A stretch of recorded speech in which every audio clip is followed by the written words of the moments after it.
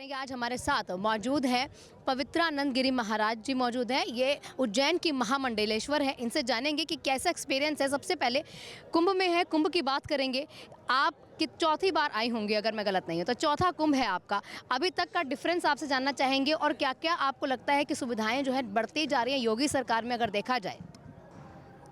जय श्री महाकाल, ओम नमो नारायण। हमारा जो पहला 2016 का जो सीएस था उज्जैन का, हम लोग बिल्कुल नए थे और बहुत हमें झगड़ा करना पड़ा, बहुत लड़ना पड़ा, तब जाके हमें ज़मीन मिली, जाके सारे टेंट हाउस मिले, सब कुछ करना पड़ा क्योंकि मेहनत के बगैर तो कुछ मिलेगा नहीं। लेकिन उसके बाद हम लोग 19 में फिर से प्रयागराज आए, तो तब थोड़ा सिमिलर अच्छा हो गया था, लेकिन जितना फैसिलिटी चाहिए वो हमारे पास नहीं था क्योंकि हमारा अखाड़ों के तरफ से कोई हमारे लिए साथ नहीं दे रहा था। कि सबको लग रहा था कि किन्नर अखाड़े में क्यों आ रहे हैं, किन्नर अखाड़ा क्यों लग रहा है। तो क्योंकि हमने किसी का सपोर्ट नहीं लिया है, हमने तो सिर्फ मेहनत की है, हमारे पैरों पे खड़े रह के हमने एक दूसरे का हाथ पकड़ के जो हमने ताकत बनाई है, क्योंकि हमें तो रहना है और हमें करना है। तो ये सारी तकलीफ़ें झेल कर हम लोग आगे बढ़ गए। दौर में हमें तकलीफ़ हुई वो बहुत ज़्यादा बड़ी थी क्योंकि नाला जो मनसा देवी का पानी आता है उस नाले में, और वहाँ का जो मेला था जनवरी से स्टार्ट होना था, तो उस वक्त उस नाले में पानी नहीं होता है, सिर्फ रेत होती हैं। और वहाँ पे हमने साफ़ सफाई करके हमारे को कपड़े वाला टेंट नहीं दिया था, सिर्फ पतरे वाला टेंट दिया था। और इतनी गर्मी भी वहाँ पर थी उस टाइम, फिर भी हमने वहाँ पे कुछ टाइम निकाला। उसके बाद हमने एक प्राइवेट जगह लेकर वहाँ पे हमारे टेंट खड़े किए, लेकिन सरकार की सुविधा हमें वहाँ पर भी नहीं मिली। बहुत मिन्नतें की सरकार को कि हमें यहाँ पे जगह चाहिए, हमें यहाँ पे रहने के लिए व्यवस्था होना, लेकिन नहीं की।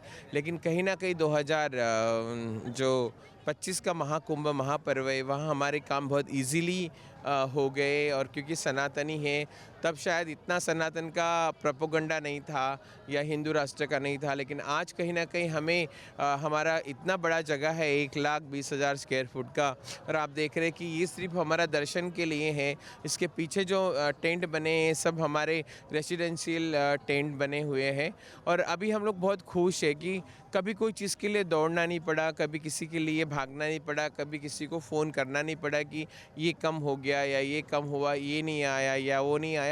तो ये सारी जो चीज़ें थी कहीं ना कहीं सरकार के दिल से या समाज के दिल से कम होती गई। और आज कहीं ना कहीं सरकार और हमारा समाज जो हमें उस उच्च नज़रों से देखता है कि ये भी एक हमारे जैसे लोग हैं। आज तक ठीक है, अवेयरनेस नहीं था ट्रांसजेंडर्स के बारे में या हमारी कम्युनिटी के बारे में, उन्होंने उतना ही देखा था कि अरे तो गलियों में पैसा मांगते हैं, नाचते हैं, गाते हैं। लेकिन आज कहीं ना कहीं वो बदलाव ज़रूर देखने को मिल रहा है, क्योंकि 2019 से ज़्यादा इस 2025 का जो महाकुंभ है, इसमें पब्लिक और पूरी सरकार और पूरा समाज, पूरा मीडिया और प्रशासन सब हमारे साथ है। महामंडलेश्वर बहुत बड़ी पद्धति होती है किसी भी अखाड़े की अगर देखा जाए, तो वो जो कठिनाई वहाँ तक पहुँचने के लिए आपने झेली होगी, क्या झेली थी? या अगर महामंडलेश्वर बनने के बाद वो होता है ना, सबको इकट्ठा रखना पड़ता है, एक परिवार को इकट्ठा रखना का एक मैनेजर होता है, परिवार का जो सबसे बड़ा मुखिया होता है, वो मुखिया का रूप आपको निभाना पड़ता है, तो क्या वहाँ पर भी कठिनाई होती है, बहुत स्मूथली हो जाता है? आसानी से तो कोई काम हुआ नहीं। जब हमने डिसाइड किया था कि हमें सनातन के साथ चलना है और हमें हमारे समाज को लेके ये झंडा खड़ा करना है जो भगवा है हमारा, लेकिन कहीं ना कहीं सबको इकट्ठा करने में मैं, डॉक्टर लक्ष्मी नारायण त्रिपाठी जी, हमारे और 2-3 साथी, हम 5-10 लोगों ने बहुत मेहनत किया, लेकिन फिर भी हमारा समाज इकट्ठा नहीं हुआ।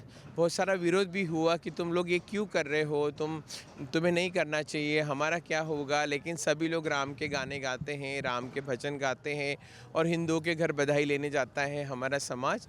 लेकिन कहीं ना कहीं कुछ साल बाद थोड़ा सा बदलाव समाज में भी आया कि अभी हर कोई चाहता है कि हमें त्रिपिंडी तिलक लगाना चाहिए और हमने बधाई लेने जाना चाहिए। लेकिन बधाई हमारा तो परंपरा है, हम उसको छोड़ नहीं सकते।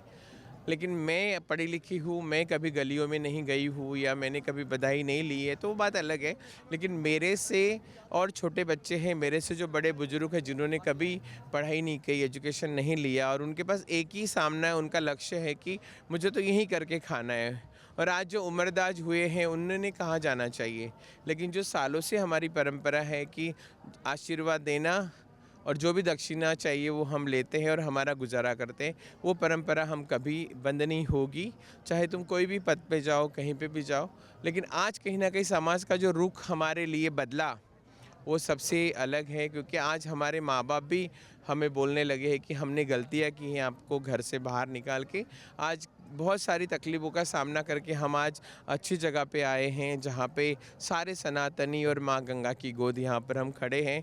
ये सबसे बड़ा आशीर्वाद है। सबके कहीं ना कहीं थोड़े थोड़े कर्म अच्छे होते हैं, उसको एक टाइम सब कुछ अच्छा मिलता है। मेहनत तो सभी को करनी है, चाहे आम आदमी हो या हम हो। अब जैसे कि कहते हैं ना कि जब किन्नर समुदाय होता है तो उनकी एक परंपराएं होती हैं, वो विशेष परंपराएं होते हैं जिस हिसाब से वो पहले से चलते हैं। लेकिन जब वो अखाड़ों में आ जाते हैं तो अखाड़ों की भी अलग परंपराएं होती हैं। तो क्या उसमें कोई अंतर आता है? क्या वो चीज़ें एक्सेप्ट करने में या उन चीज़ों को हटाने में वो आपको देखना पड़ता है?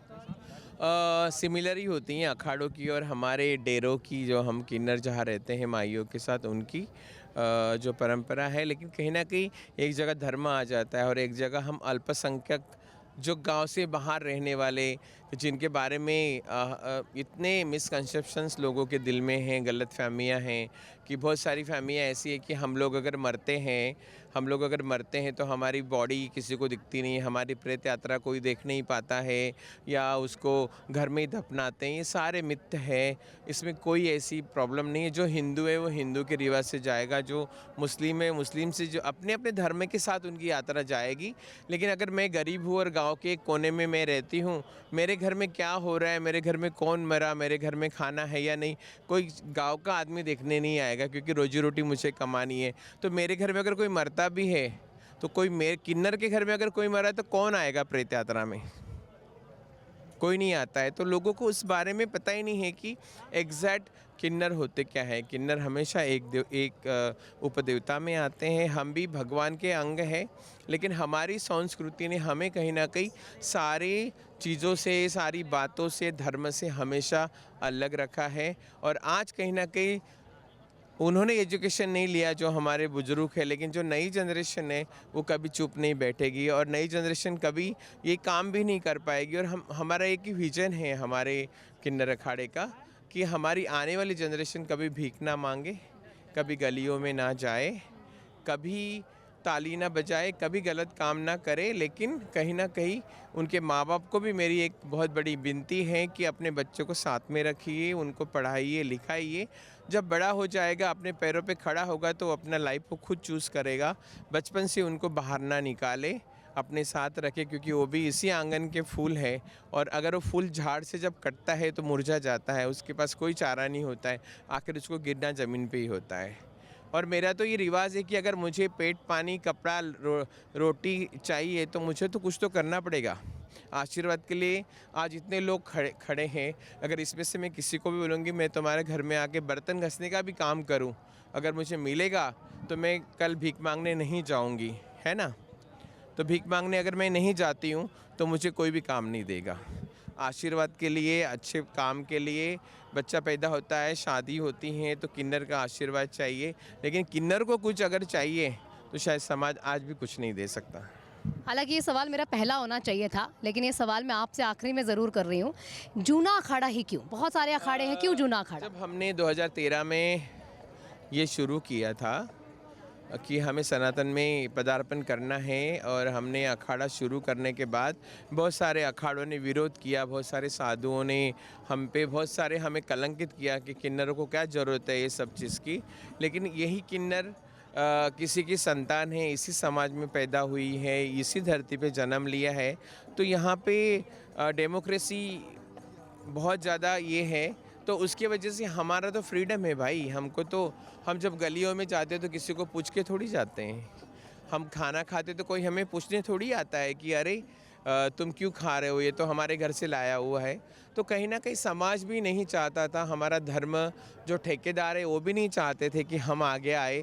आज हम आगे आए तो देखो हमारे यहाँ इतनी चहल पहल है। यहाँ पे कोई ऐसी विशेषताएं नहीं है, सिर्फ हमारे समाज में सद्भावना और भावना है कि किन्नर के आशीर्वाद से मेरा थोड़ा सा भला होगा, थोड़ा सा अच्छा होगा। मुझे 1 रुपये का सिक्का देंगे तो मेरे घर में धन की वर्षा होगी, या मेरा परिवार सुखी रहेगा। हम किसी को लूटने आए नहीं हैं, हम हम किसी को यहाँ पे सताने आए नहीं हैं, लेकिन धर्म को कहीं ना कहीं डर था, साधुओं को डर था। तो इसी के चलते हरिगिरी महाराज, मैं बोलती ना, राम के बाद अगर राम का आशीर्वाद तो किन्नरों के साथ हमेशा था, क्योंकि उनके आशीर्वाद से हम कलयुग में हैं, आज राज कर रहे हैं। और उनका ही कहना था कि जिसके भी सर पे आप हाथ रखोगे तो उसका कल्याण ही कल्याण होगा। और आज हम फिर से सनातन में वापस लौटने के बाद शायद जो साधु हैं, धर्म के ठेकेदार हैं, उनको कहीं ना कहीं आज भी प्रॉब्लम है कि अरे किन्नर अखाड़े में इतनी भीड़ होती है, बाकी साधुओं में क्यों नहीं होती है। आज संगम लोअर से या प्रयाग सिटी से ये करीबन 5-6 किलोमीटर का एरिया है, फिर भी लोग पैदल आते हैं यहाँ पे, खुशी से दर्शन लेते हैं। कोई इमोशनल हो जाता है, कोई अपनी स्टोरी बताने लग जाते हैं। तो ऐसी बहुत सारी हमारे देश में, हमारे लोगों में, अपनों में दुख है। मुझे लगता था कि मैं 50 साल की हो रही हूँ, मैं एक किन्नर हूँ, मैं कल क्या करूँगी। ना मेरे पास घर होगा, ना मेरे पास कोई अपना होगा, क्योंकि माँ बाप ने भी घर से भेज दिया है, बाहर कर दिया है, तो मैं कहाँ जाऊँ। लेकिन कहीं ना कहीं आज वो दिन है, मेरा भी कुछ अच्छा होगा। लेकिन बहुत सारी बातों पे आप भी प्रकाश डाल रही हैं। आप कह रही हैं कि बहुत सारे संत महात्मा थे जो विरोध कर रहे थे, क्या आज भी वो विरोध देखना पड़ रहा है? आज विरोध अंदर से हैं, सामने आके कोई नहीं कर रहा है, क्योंकि उनको पता है अगर हमारे सामने आके विरोध करेगा तो हम उल्टा जवाब तुरंत देंगे। और उसी में चलते राम के बाद अगर हमारे लिए दूसरे राम, मर्यादा पुरुषोत्तम ने जन्म लिया है, तो वो तो श्री महंत हरिगिरी महाराज जूना अखाड़ा। उन्होंने हमारा सिर्फ हाथ पकड़ा है। बोलते ना कि बाप के आगे बेटे नहीं जा सकते हैं, अगर उसको चलना सीखना भी है तो घर में बड़ों का हाथ पकड़ना पड़ता है। तो वही उन्होंने काम किया है। हमें उनसे उनका हमारा रिश्ता सिर्फ इतना है कि हम जूना अखाड़े के साथ स्नान करेंगे, जूना अखाड़े के साथ दैवत यात्रा निकालेंगे, और बाकी हमारा इंडिपेंडेंट किन्नर अखाड़ा है वो 14वां अखाड़ा है। और सिर्फ एक बाप को, एक बेटे को बाप की जैसी ज़रूरत होती है, वैसे ही हमारे वो पिताजी हैं, हमें उनकी ज़रूरत है, क्योंकि सबसे पहला जूना अखाड़ा ही है हमारे देश में। उसके बाद बाकी सब अखाड़े बने हुए हैं, लेकिन हमने उनका हाथ पकड़ लिया तो हम गलत नहीं है, ना वो गलत है, क्योंकि हमने सिर्फ विलय किया है। विलय इसलिए किया है कि साधुओं ने हमें विरोध किया था कि आपको स्नान करने नहीं देंगे, तो हम जूना अखाड़े के साथ चाहे तो हम लोग कर सकते थे, लेकिन हमारी शालीनता की वजह से हमने महाराज जी से जुड़ के साथ में चलने का निर्णय लिया। और आज हम 3 हमारे स्नान और हमारा जो पेशवाई, जिसे हमारा नाम हमने रखा है दैवत यात्रा, हम उनके साथ करेंगे। बाकी जो इंडिपेंडेंट आप इतना भव्य अखाड़ा देख रहे हैं, ये सिर्फ किन्नर अखाड़ा है। तो ये थे हमारे साथ पवित्रा माई। तमाम बातों में उन्होंने रोशनी डाली है कि कैसे शुरुआत एक संघर्ष से हुई और आज वो इस सफ़र पे इस जगह पर खड़ी हैं कि जितनी आप भीड़ हमारे पीछे देख रही हैं, वो महज एक झलक उनकी पाने के लिए, किन्नरों का आशीर्वाद लेने के लिए, वो जो सम्मान उन्हें मिलना चाहिए था उस संघर्ष के बाद, वो सम्मान आखिरकार उस समाज ने पा के ही दम लिया। और वो सोच जो है, पहली पेशवाई से अगर देखें अब तक की पेशवाई में, तो वो सोच में भी लोगों की बदलाव ज़रूर आया है। कैमरा पर्सन अनंत के साथ मैं अहाना पुंज, प्रयागराज।